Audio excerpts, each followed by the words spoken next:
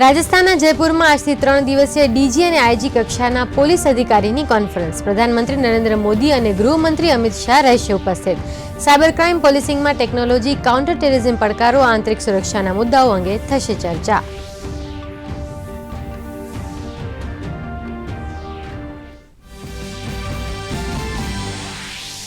વિદેશ મંત્રી doctor S જયશંકરના નેપાળના પ્રવાસનો આજે બીજો દિવસ. ભારતના સહયોગથી નિર્મિત પરિયોજનાનું કરશે ઉદ્ઘાટન.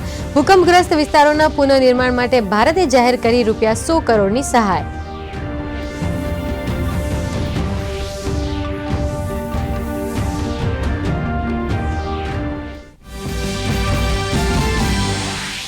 પશ્ચિમ બંગાળમાં ઈડીની ટીમ પર હુમલો. રાશન કૌભાંડની તપાસ માટે ટીએમસી નેતા શાહજહાં શેખના ઘરે પહોંચેલી અધિકારીની ટીમ પર 200 લોકોના ટોળાએ કર્યો હુમલો. 3 અધિકારીઓ લાપતા.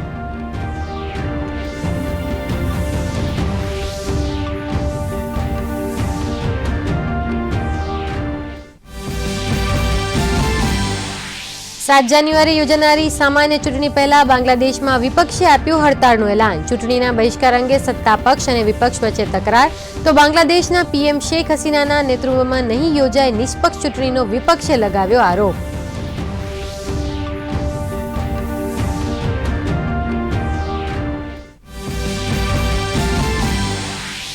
મુખ્યમંત્રી ભૂપેન્દ્ર પટેલ અને વાહન વ્યવહાર મંત્રી હર્ષ સંઘવીએ એસટીની 201 બસને દેખાડી લીલી ઝંડી. 31 નવી સ્લીપર કોચ અને 170 સુપર એક્સપ્રેસ બસથી 78 ડેપોના મુસાફરોને થશે ફાયદો.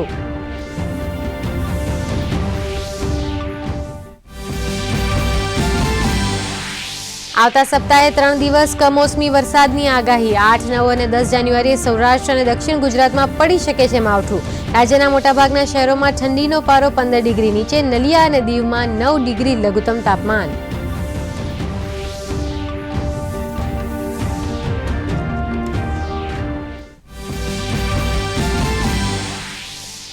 કારોબારી સપ્તાહના અંતિમ દિવસે શેર બજારમાં તેજી. 280 અંકના વધારા સાથે સેન્સેક્સ 7200ની સપાટીએ પાર તો નિફ્ટીની 22,000 તરફ આગેકૂચ. તો કોમોડિટી માર્કેટ પણ લીલા નિશાન સાથે કરી રહ્યું છે કારોબાર.